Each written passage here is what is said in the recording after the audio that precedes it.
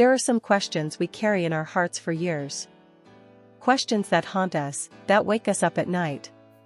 Questions that could change everything, if only we were brave enough to ask. For Demet Özdemir, that question had a name. And that name was Yaman. From the outside, their story looked like a fairy tale, two of the most beautiful stars in Turkey, lighting up screens and red carpets. Their chemistry? Unmatched. Their connection? Palpable. But behind the scenes, something remained unspoken.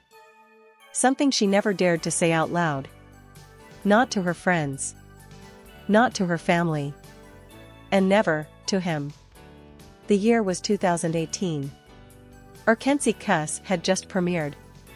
The world was introduced to Sanam and Can, but what they didn't realize was that something real was blooming behind the cameras, too. Late-night rehearsals turned into shared laughs.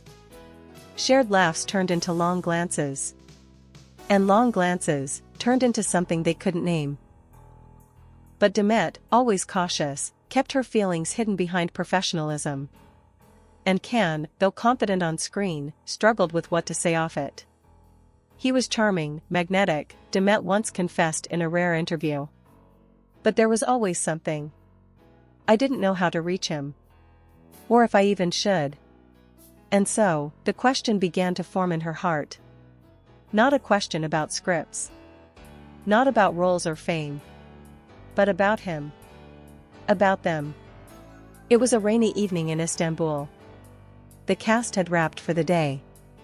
Demet was in her trailer, removing her makeup. She thought she was alone. But then, she heard his voice. Soft. Right outside the door. He was talking to someone on the phone. No, I haven't told her.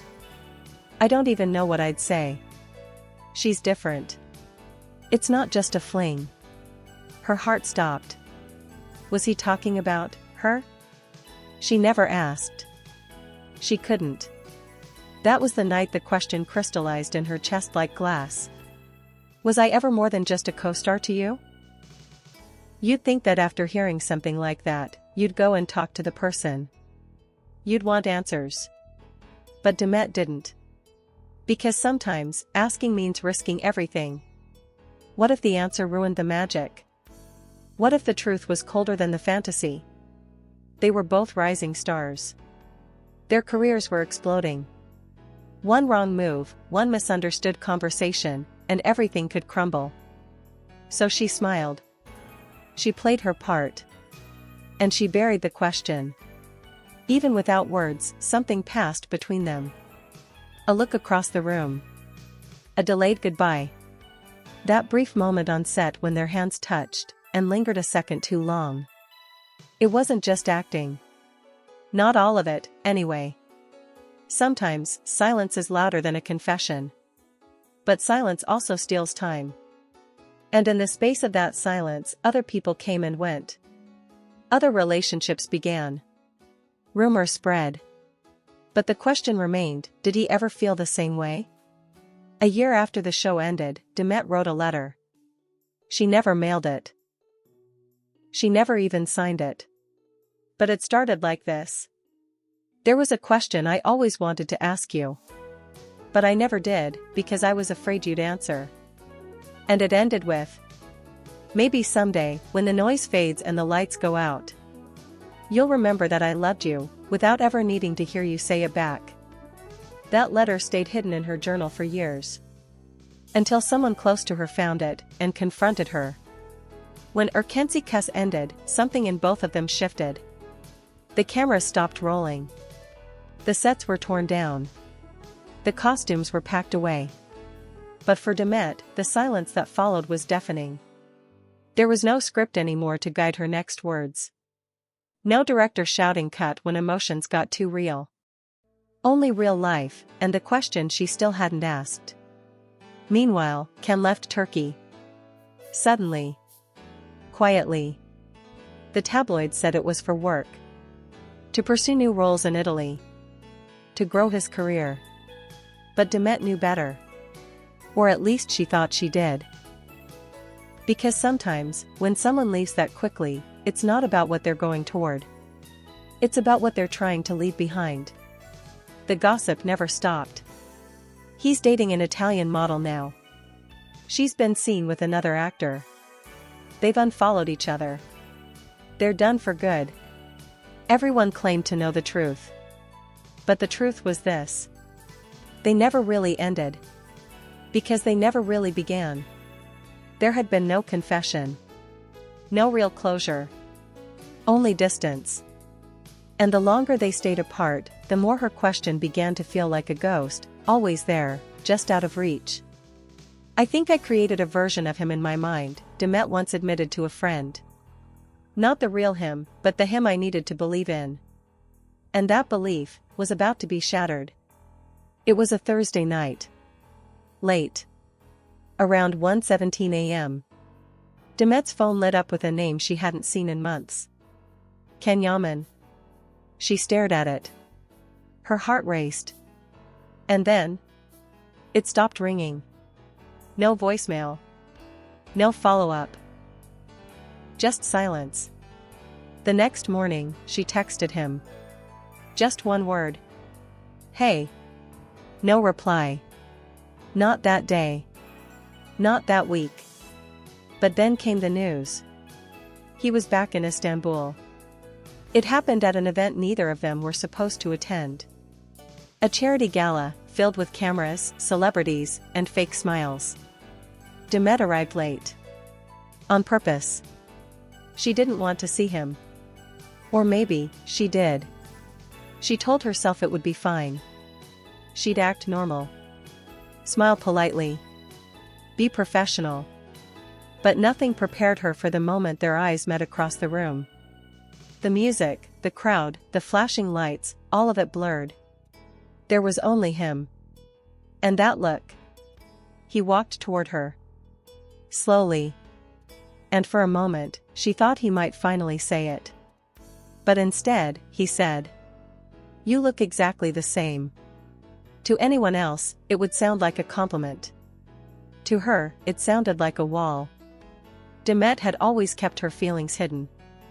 But there was one person who knew the full story. Merv, her childhood friend and longtime confidant. Merv had read the letter. She had seen the look in Demet's eyes every time Can's name came up. And she had had enough. "You need to talk to him," Merv said one night. "This isn't just about closure anymore. This is about you not being able to move on." But Demet wasn't ready. What if he laughs? What if I've made all of this up in my head? Then at least you'll know, Merv replied. But right now, you're living in a story you wrote yourself. It's time to see if he's reading the same script. Demet didn't respond. But her silence said everything. She was filming an ad campaign in Bebek, in a cozy little cafe by the sea. The director called for a break, and she stepped outside to breathe. And there he was. Leaning on the railing. Looking out at the water. Can. No cameras. No red carpet. Just him. And her. She walked up beside him.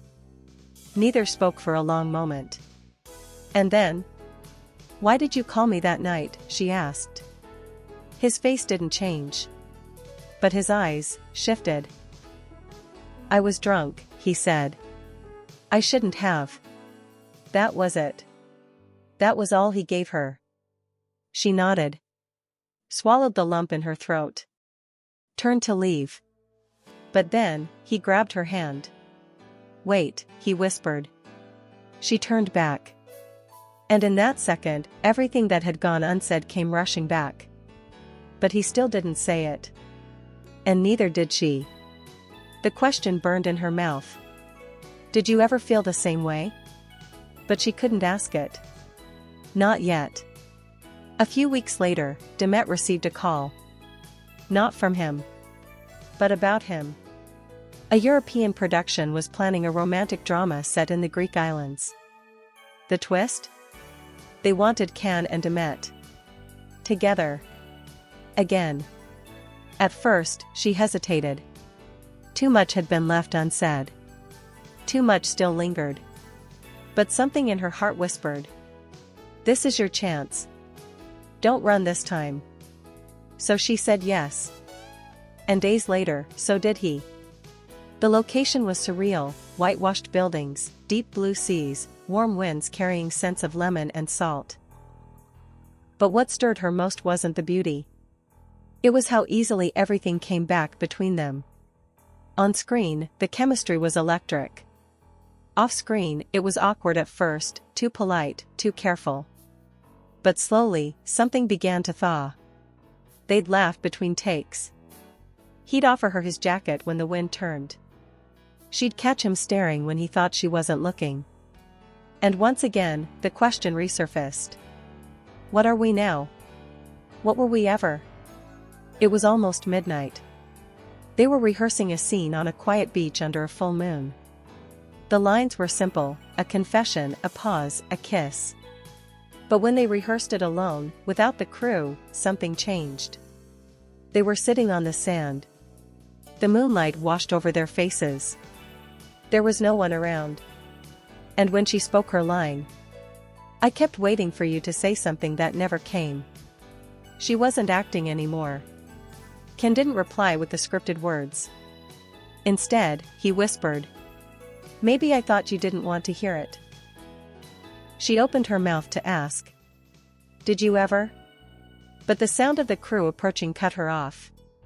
She never finished the question. He never answered it. And the moment passed, again. The next few days were tense. They avoided being alone. Scenes were shot, lines were memorized, but something unspoken hung in the air. One night, she found him sitting alone, smoking quietly under a flickering porch light. "You left before I could finish," she said softly. "I already knew," he replied. "Then why didn't you ever say anything?" "Because you looked happier without the truth." While packing for her return to Istanbul, Demet opened a drawer and found something she hadn't seen in years. A photo. The two of them, taken during the final week of Erkenci Kuş. She was laughing. He was looking at her, not the camera. On the back, in faded ink, "If only we had said it." This time, she wasn't going to leave it unsaid. Shooting wrapped. The movie was done. Applause, hugs, polite goodbyes. Demet was quiet during the wrap party. Ken stayed distant. The next morning, at the airport, she waited alone. Then, "Demet." She turned. There he was. Out of breath. "I wasn't going to come," he said. "But if I let you leave again without telling you, I'd regret it forever." "You want to know if I ever felt it too?" She nodded. "I did. I do. I always have." "Why didn't you ever say anything?" "Because I didn't want to ruin the best thing I'd ever had. And I didn't think you'd want me to. But I did." He handed her an envelope. "Read it when you're in the air." Inside was a single piece of paper. "If you're reading this, then maybe it's not too late." Yes. The answer is yes. To everything you were too afraid to ask. See. 2 years later, on a quiet balcony in Rome, Demet sits with a cup of coffee. Behind her, footsteps. A voice she knows by heart. Can. He sits beside her. She smiles. "You know, I never actually told you what the question was." He smirks. "You didn't have to."